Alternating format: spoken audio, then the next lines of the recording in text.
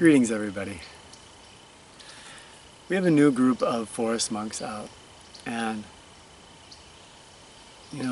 by now I've been doing this enough years that there's some basic patterns that modern people go through when they come out and start to live a more primitive lifestyle without our technology, and where you have to cook your own meals over a campfire, start your own fires, make your own bed, out of, they're using bracken ferns lately to make a mattress.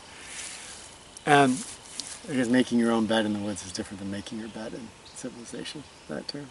Yeah. Whole different meaning. Whole different meaning. And as challenges come in front of them, it gets frustrating. It gets frustrating for people.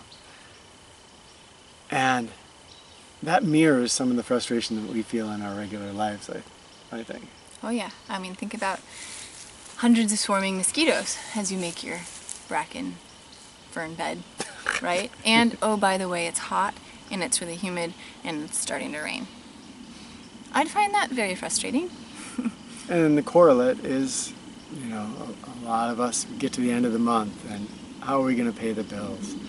And not sure about your job and the security of it, and difficulties you're facing with friends or family. It might be health issues.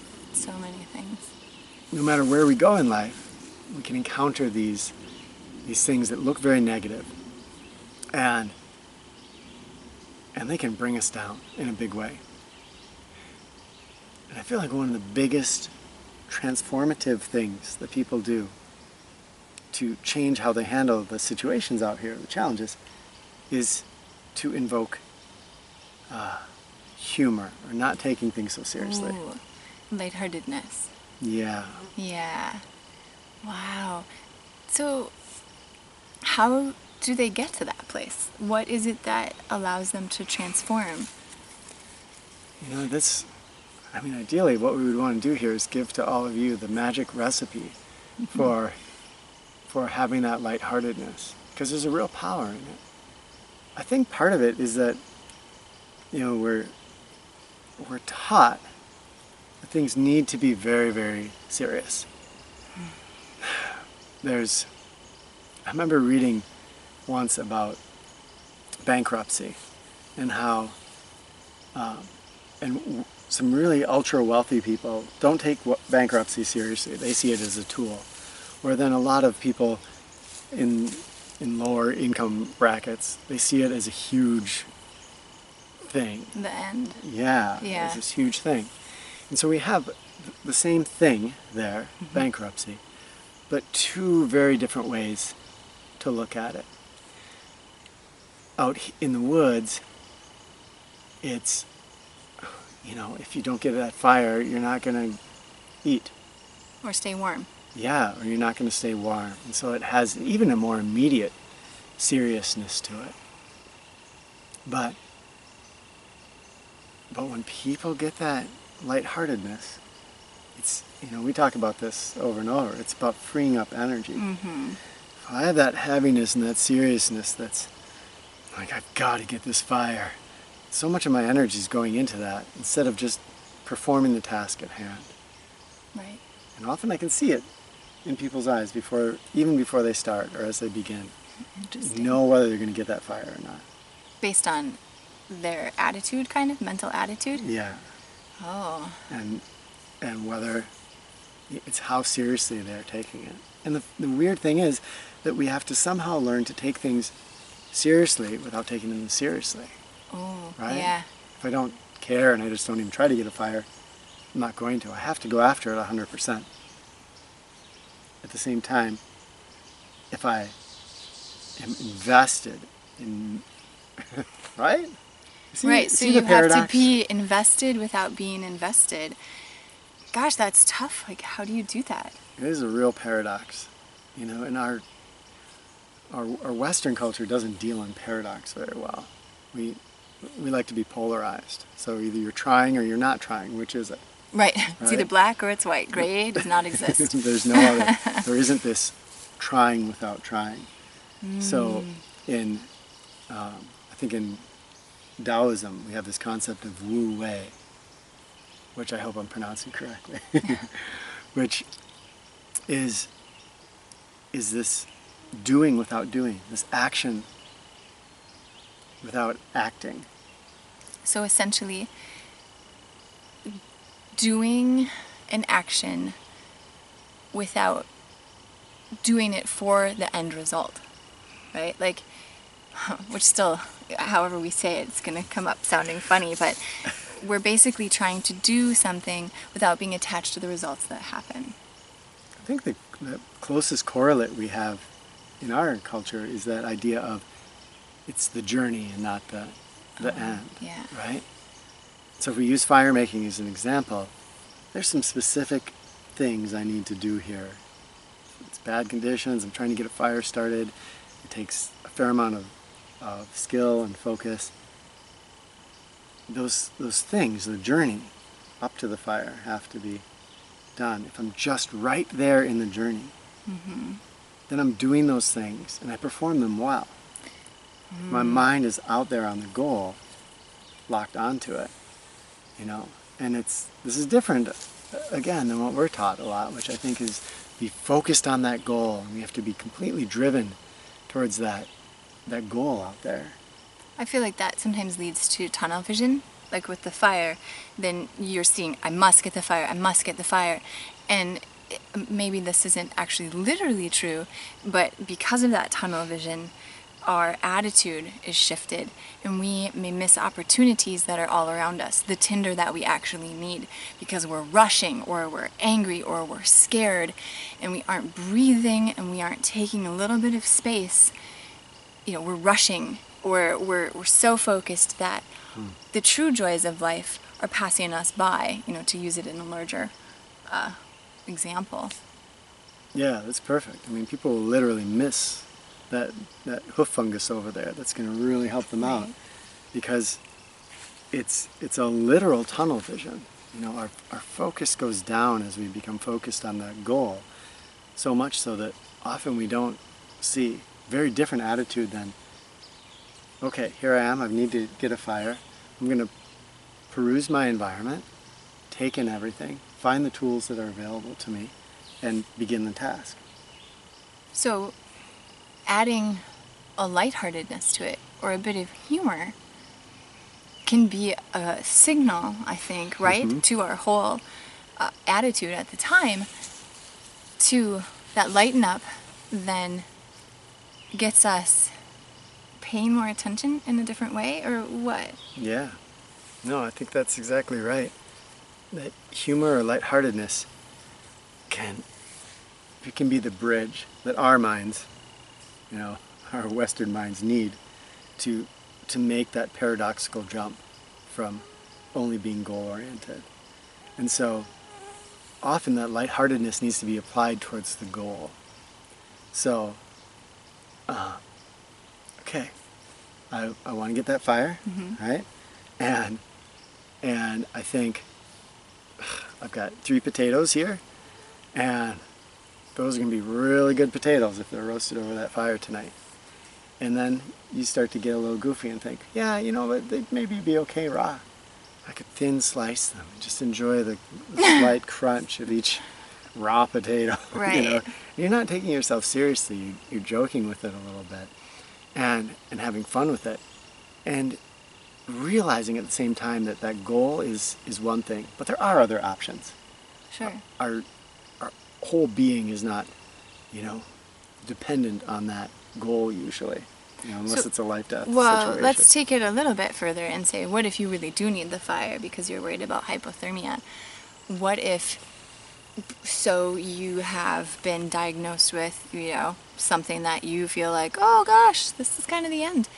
Where does the lightheartedness and the humor help in that? Is that something we can still even achieve? I think if we get radical enough about it, you know, so first of all, usually the goal that we think is 100% necessary is not usually 100% necessary. So I can be shivering and think I am going to die tonight if I don't get this fire. The truth is that You know, I might not get the fire and decide, okay, the only way for me to keep warm is to walk. You know, and you walk in a random direction. I'm not advocating cat that because that is not the thing to do if you're lost. But in this instance, for this imaginary scenario, Sure. you walk, and 2 in the morning, this happened to us once, we happened to stumble on civilization. Right. And wow, okay, so we made the wrong choice, and yet it was the right choice in that instance. But there's usually other ways, even if we're going to die. Okay. If this doesn't happen, you know, in that larger context, I think for me it sunk in. What's his name? The guy that lives without money. Not Mark Boyle, the one most people talk about, but I cannot think of it. Maybe we can put it yeah, in the I'll put it up there. yeah. He once was talking about how he doesn't, you know, chooses not to go to the hospital, and people are saying, well, you don't have money, you just, what's going to happen? What happens you could when just you break die. your arm, right? Yeah. You know, if you get cancer, you're like, Right. that's it. And he said, it's okay to die. Like, we humans, we all do die at some point. Right. And you might get cancer, and yes, modern technology might save you, you know, or whatever, or your body might overcome it on its own, Right. or no matter what you do, you may die. And so, you know, that's another video, the acceptance of death, that maybe Right. we can do at some point. But realizing that, So not taking that so seriously, and I guess if I think about it, if there is something where, okay, this is major, how are you gonna live those last moments of whatever the situation is? So yes, it is life and death, and if this doesn't happen, I am gonna die. Am I gonna die just being like, wee-haw, down goes the plane, right? Or am I gonna be like, ah, right? I mean, we have that choice up to the very end.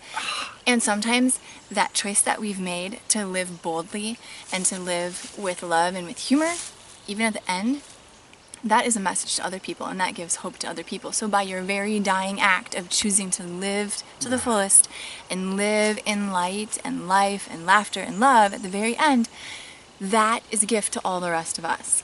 So, wow, we kind of got off track here. I mean, not totally, but that's just so amazing to me. So I think you're referencing that story. Do you remember that? Was it an Outside magazine or something?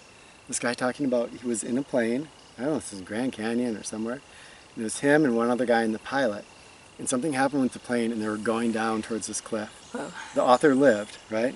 He was the only one that lived. Wow. But his last memory before they hit was the pilot going like, yeah, like this is the ultimate ride. Wow. Right?